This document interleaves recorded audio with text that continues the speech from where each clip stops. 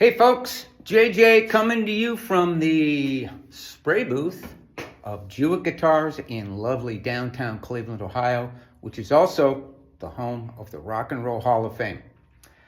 Today, I want to show you where we are. This is now day 3 of a finishing schedule using silver tip epoxy as a pour filler and Ilva as a top coat. Let me show you where we are. When I left you guys yesterday, we had applied epoxy, sanded it back, and removed the dust. And what I did, or what I found, were some areas that I had to do some touch-ups. One of the things that you'll learn very quickly in finishing is that things start to appear as the finishing schedule progresses, so you need to take care of them. And what I found were some glue spots along this area here at the bottom of the bout. And another area which needed some attention was this tail wedge, which had a lot of low spots in it. So what I did was I got out my trusty box of pigments. These are Mohawk Blend-All powders. And using a little bit of shellac, which is a de-wax 1 pound cut, I want to say, and a small touch-up brush, I did the touch-up necessary along the bottom there. Then I come back and draw the fine grain lines with these micron pens.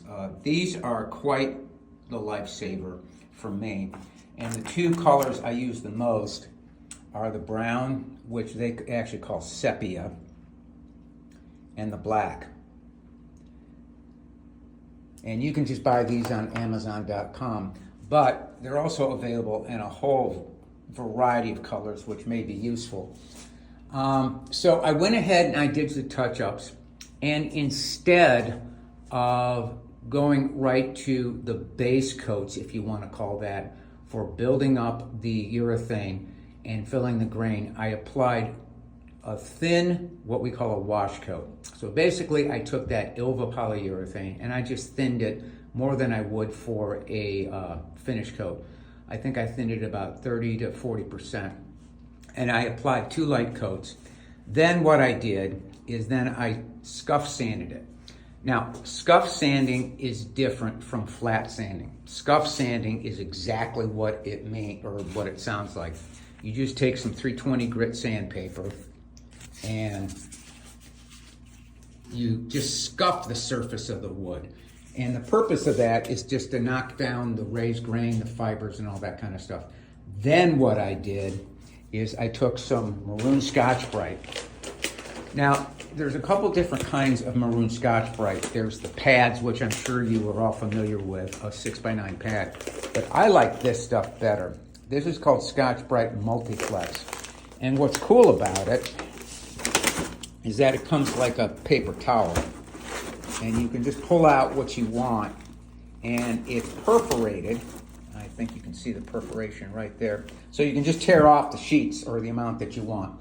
A lot more handy, but what I really like about it is that it is very conformable. It's not so rigid, so you can really use it to get into tight spots. Then what I did is I really used that Scotch-Brite and knocked down the finish on here. I also did some touch-ups around the rosette. I think we may have showed you that yesterday. And then I did the same thing to the neck. The neck, I was good. I didn't have any touch-ups to do, so that was just sealed with a couple light coats of the urethane, wash coat we'll call it at this point, and then I Scotch-Brited it. So now we're ready to build the base coats with the urethane. And what I mean by that is we're gonna apply the Ilva finish thin very little, and we're going to apply 3 to 4 coats today.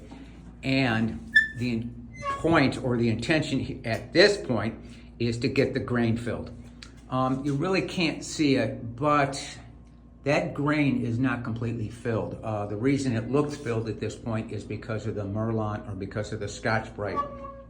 But if you were to wet this right now with naphtha, you'd see some open grain. So what we're gonna do right now is we're gonna mix up some of that Ilva top coat, very little thinner, maybe about 10 or 20%. And we're gonna apply 3 to 4 wet coats on it today to get that nice base, if you want. Now, what I mean by that is a base is that when that is sanded, flat sanded back, that base coat, there will be no grain visible, and we shouldn't have to do any more touch-ups and stuff like that. And we can go right on to the last part of the finishing sequence, which is to apply the final clear coats, when we'll let those dry and then buff it out.